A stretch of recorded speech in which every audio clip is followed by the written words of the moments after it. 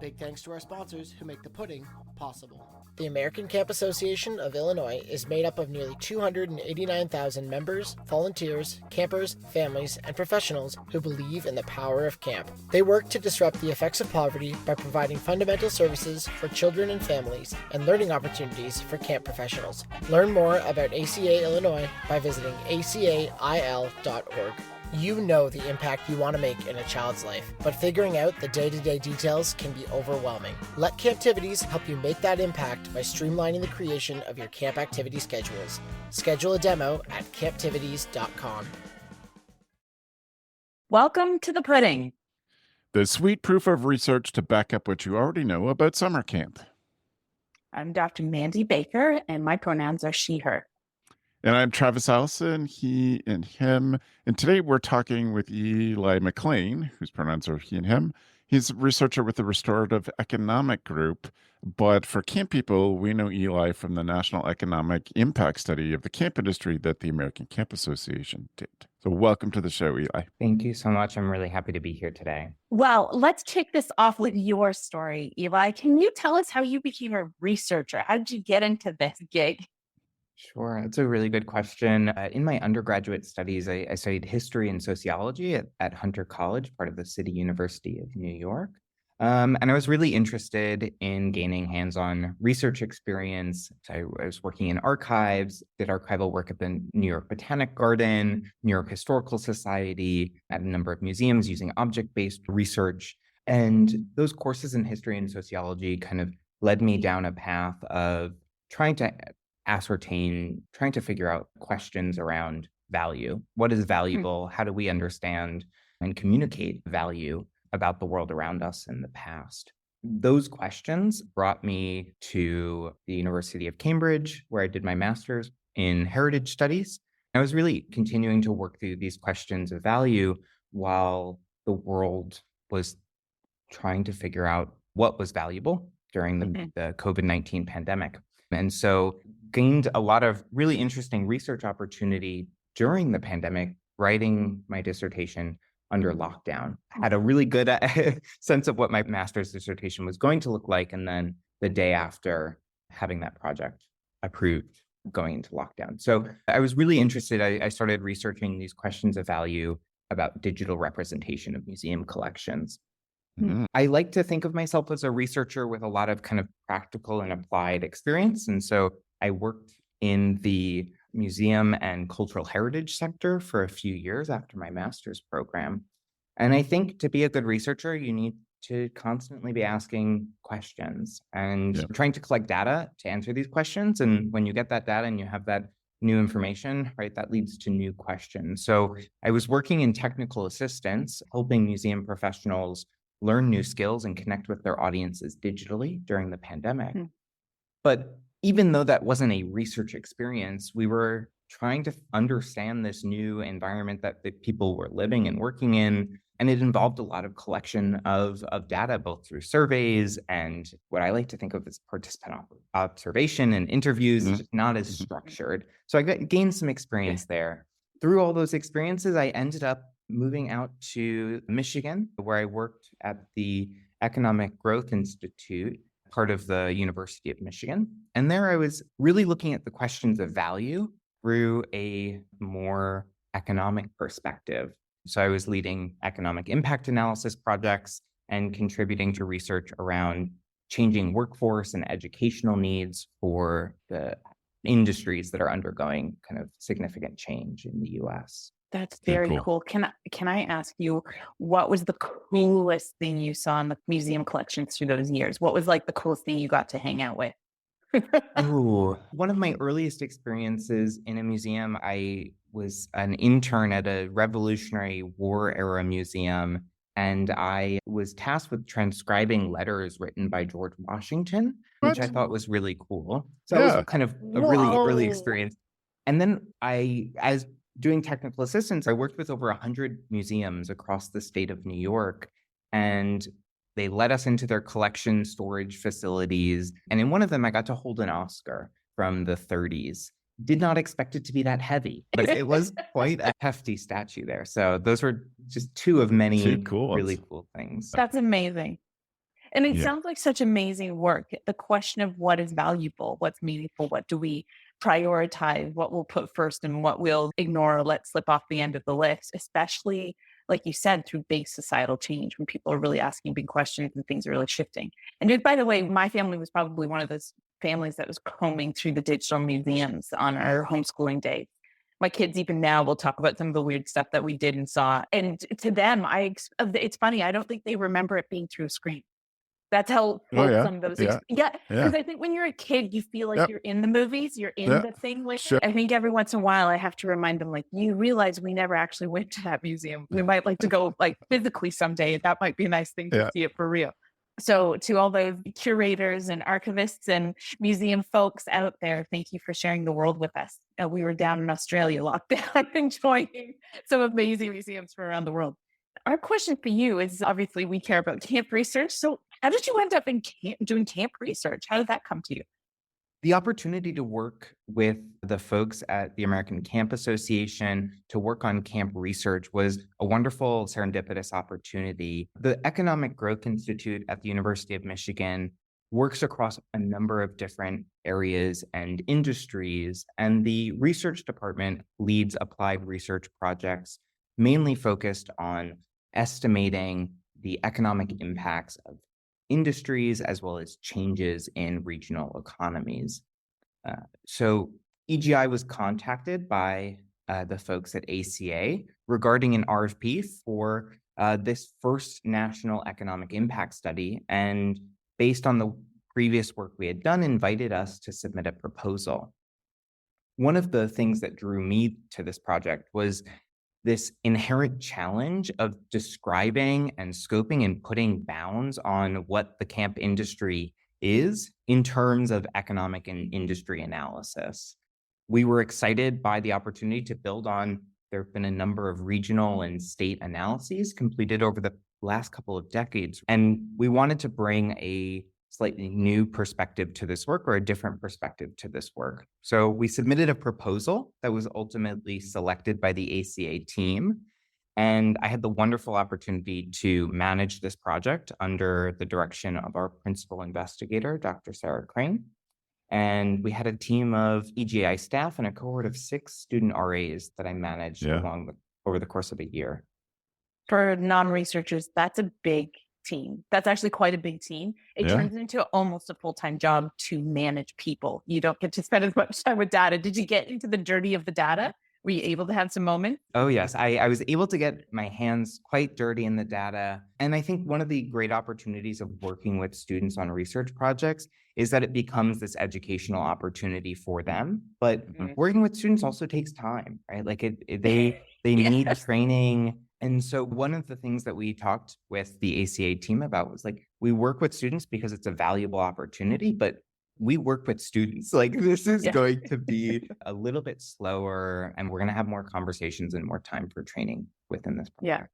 Well, I think you have the right listener, the right audience with the ACA research team in particular. Dr. Lori Brown was deeply involved as the research director at the ACA. And she was a university professor. So she had trained some students along her years. She knew what it was going to take. And Eli and I have talked about this before. So Lori has also been on the podcast and talked to us about some of the stuff that she's up to. She's a good person to collaborate with. So with this National Economic Impact Study, we start to understand all the different things that have an economic impact, which includes everything from sort of the costs it's taking to go to camps, how much families are spending, as well as how many people are employed, how much they're getting paid. So all of these different pieces. But when you were talking about this, you said one of the most exciting bits was trying to figure out how to define camp. How did you work it out? How did you figure, what is camp then? It's a really good question. And it was a continual conversation over the course of a year. We had a number of group huddles throughout the year of, hey, let's regroup. Like, let's come back to our North Star. What is the definition that we're using, at least for this project? Knowing that camp can mean a lot of different things to a lot of different people, we wanted to make it clear, here's how we're defining it. Here's how we're creating our definition. So, with an economic impact study, we're using data that comes from the federal government. And that data is structured based on the NAICS code or the industry code of the entity that is providing services. Now, there isn't one industry in the North American industry classification scheme that says camp, right? And so that was a very early conversation of, okay, when we talk about camp, what do we mean? In the United States, each state defines licenses and regulates camp differently. Mm-hmm. There are also a lot of different perspectives within the industry itself about what is camp. Is it just overnight camps or traditional sleepaway camps? Is it full day camps? Does it include camps that are online, digital camps, or do they need to be in person? Do they need to be at one physical space, or can they be trip and travel camps? Some other questions we had is a camp a program? Is it a physical site or location? Or is a camp a business? And business could be a nonprofit organization, or it could be a for-profit business. But is it a program? Is it a site? Or is it a business? And as we were talking through this, there isn't one great definition. So what we tried to do is take a step back and say, what sorts of businesses or what sorts of industries or organizations are running camp programs? And so we tried to create this definition of who is operating camps and use this sense of a camp operator or camp entity to structure our data collection. Because we also found that one business can run multiple camps at different sites across multiple states. And you can also have multiple businesses running camp programs at the same physical campsite. And so there's all of these really nitpicky details that the researchers love to dive into. Throughout this process, we were guided by ACA's vision or broad definition of a camp being operated at a physical location for at least 3 days and or nights. So it includes day camps, it includes overnight camps, it includes camps in rural wilderness spaces, but also in urban centers. What we tried to do in this project was to develop definitions of entities operating camps to aid our data collection and our analysis. So my team and I developed this matrix that looks at 4 criteria. The first is how central and encompassing is camp programming to the mission of the entity. So is camp everything that they do? Or is camp one thing that they do amongst many things? So we might think of a for-profit camp entity, and then we might think of a local museum that runs camp programs in the summer. The second is at what organizational level is camp programming situated? It's somewhat similar to the first, but is camp the entire entity? Is camp its own department? Or is camp included in a different department? So does it have its own dedicated staff? It's another good question that we asked. Are they paying employees to focus just on camp? And then the last thing is, does the entity have a dedicated camp budget? When we're asking for financial data about camps, is this something that they have? Is this something that they already use to report? Is this how they structure their data? We developed these 3 entities, and as we were analyzing the data coming in, we actually saw some really interesting patterns in the differences in employment, differences in some of the top expenses, differences in revenue and expenses for these 3 different entity types based on kind of how they structure their business and how central camps are to them. Did you know that ACA Illinois' primary work is getting young people to camp from communities that don't traditionally attend? This includes providing services to 9,000 kids and adults from low-income communities throughout the state of Illinois annually. ACA Illinois has deep roots in using camp as a way to create social change in local, state, and national communities, including creating equitable access for all children to attend camp. ACA Illinois loves to try new things and believes it's how we create the most dynamic impact for our campers, staff, and community.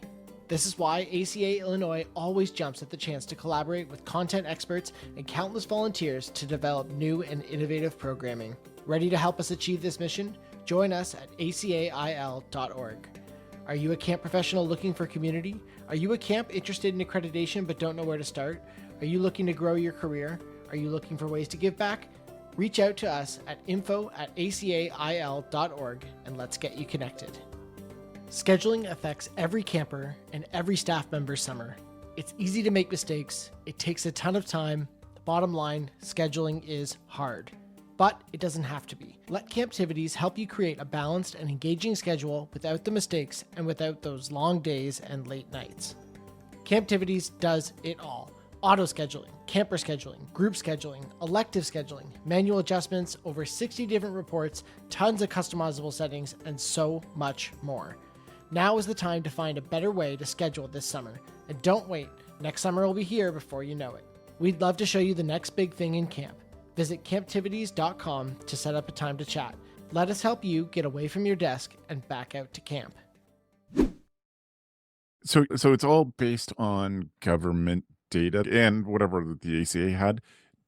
Was there a point at which you were contacting camps to get some clarification? Yeah, so we actually did a multi-pronged data collection effort for this project. This project included primary survey data collection from camp operators in all 50 states. We received data on 1,000 camp operations across the state. This included things like how many months they're operating in a year, what locations are they operating at, what sorts of camp programs, their finances, their employment, if their campers are coming from in-state or out of state, where their employees are coming from, what sorts of skills their employees are developing. Quite an extensive survey that we developed based on previous surveys done in the field. Yeah.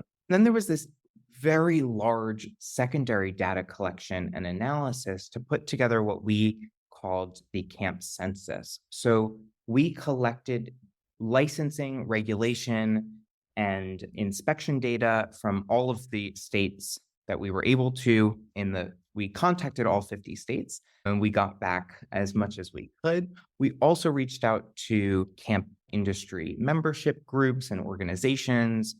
We did quite a few FOIA requests, but we collected data from over 200 sources and then went through a data processing period in order to deduplicate all of these lists. We found evidence of at least 20,175 camp operations across the country, and we were able to map their location. So we were able to get their full addresses for all 20,000 camps. And then in the final report, we've mapped their location at the county level for each state.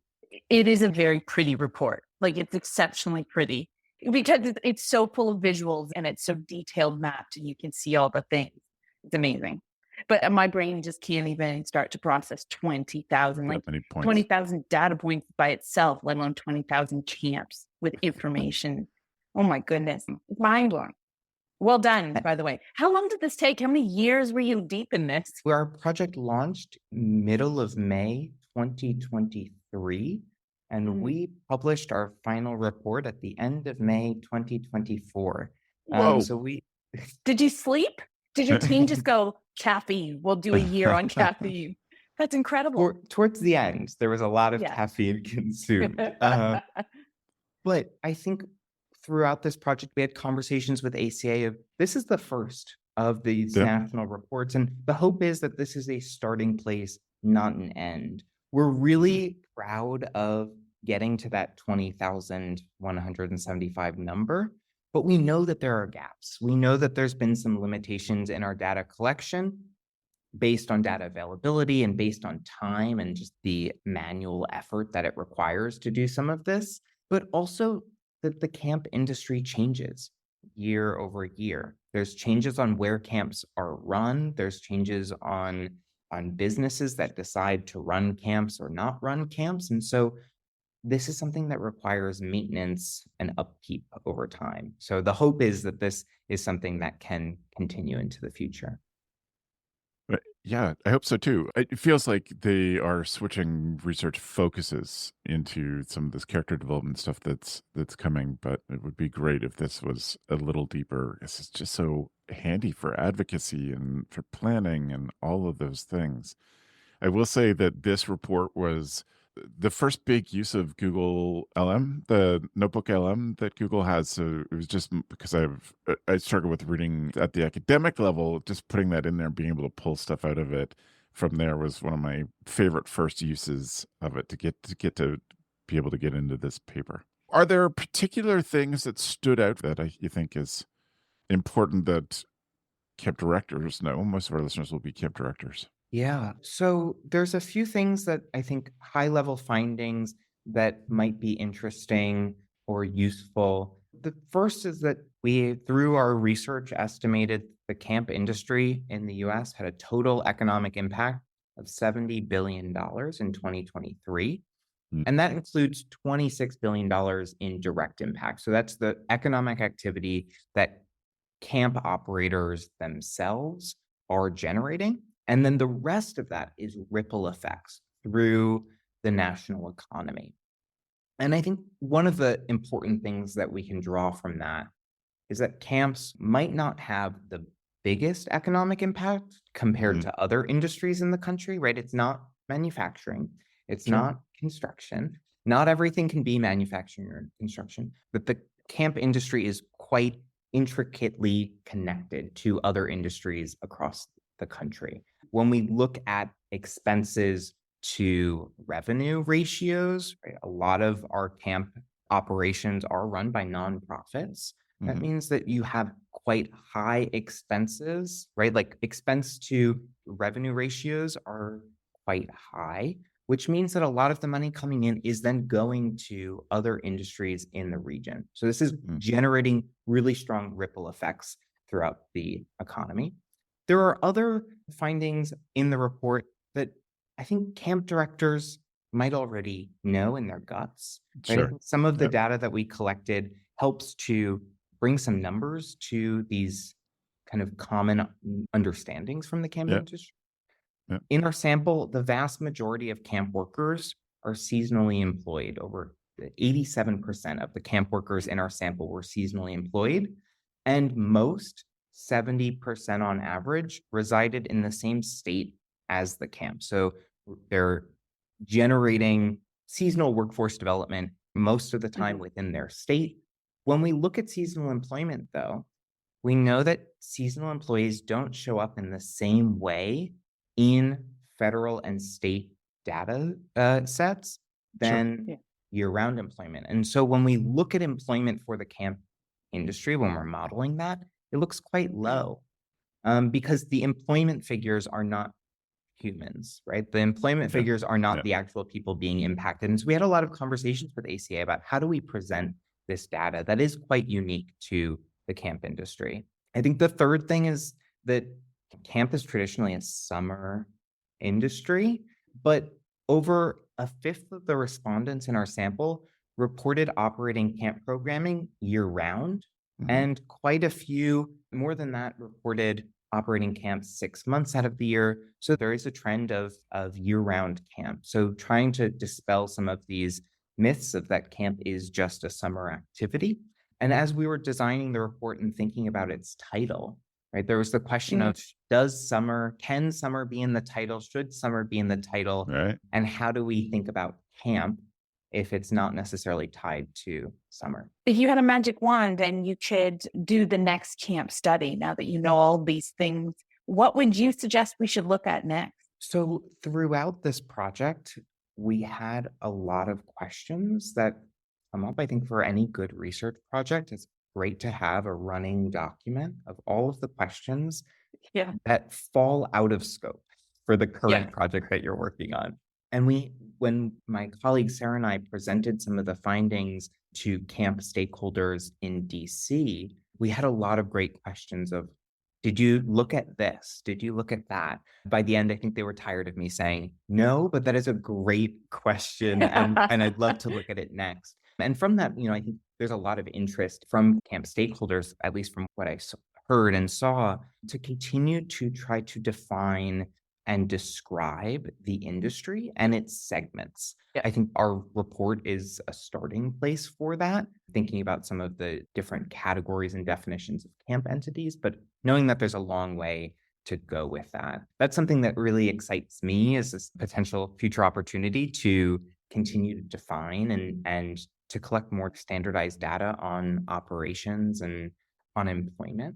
One of the things that came out of our research into summer employment or seasonal employment was a question of how does seasonal employment prepare workers for careers in the camp industry, but also outside of the camp industry? Yeah. And there's not a lot of great data out there from at the federal level, but also there is some anecdotal evidence. We were able to use data from career profiles to see if someone had the title camp counselor or camp director in their profile, where did they post that they worked next? And so we were able to pull out some preliminary information about that. But that seems like a really interesting opportunity for future kind of workforce research. Where do camp workers go after camp, and how does their camp experience continue to influence that, right? Thinking about skill development. There's been some great qualitative work done about camp outcomes and camp counselor outcomes, but I think that there's some opportunities in there for some quantitative work. Well, I think somewhere in that employment piece is the question of how does it shape also mentalities and capabilities. I remember being in my PhD defense and someone asked, does working at camp actually shape a mentality of the employee into the future? And arguably, they were kind of trying to point at a work ethic, because when you work these crazy long days at this high level of intensity, does that actually shape a certain work ethic of somebody who can handle a lot of pressure and problem solve in an intense environment? And you're right, there's not a lot of information that tracks it. And that's exciting to try to track it from a, like you said, quantitative point of view. But it's also hard because of how messy it is to define a thing and then trace it through time and arguably kind of be able to say, well, it really came from that camp experience, not these other 5 experiences or the other 50 experiences of the year. Yeah, it's such interesting work. I've always been quite passionate about the employee bit. I'm very fascinated about where that goes and how that kind of, snakes through the tapestry. If you're to recommend another researcher we should talk to, anyone you think we should call up, who would you say? You should talk to this person. So I was contacted by a professor at the University of Illinois, Dr. Rebecca Taylor, who's in the Department of Agricultural and Consumer Economics. And she's starting to work on a project that looks at how summer camps impact the degree to which communities that live and are situated around camp value the natural environment. Is there some impact there? Because I think there's been a lot of research on how camps impact the people that are kind of directly connected or impacted by camps, the people that work and go to camp. I was really struck by this project idea, and it was wonderful to be able to work with Dr. Taylor to get her access to the camp census to do this work moving forward. Yeah. Well, and like you said, that indirect, that ripple effect, how far ranging is that economically, but also socially? Like, how does that stretch out? Oh, that's fascinating. Okay. Well, we'll put her name on the list. We'll see if she's keen to tell us about what she's up to. Well, Eli, so grateful that you were able to join us and talk to us about this project. It was to me, such a huge undertaking. I'm so totally impressed in a year. My goodness. If people want to talk to you, how should they find you? How can they reach out? So they can reach out to me through the Restorative Economics Group, or they can email me personally. My email address is eli.e.mcclain0@gmail.com. Brilliant. We will put that information in the show notes. So if people want to find you, they'll know where to find it. Thank you again. This has been such a pleasure. And for you listeners out there, if you didn't know, now you know, Camp Pros.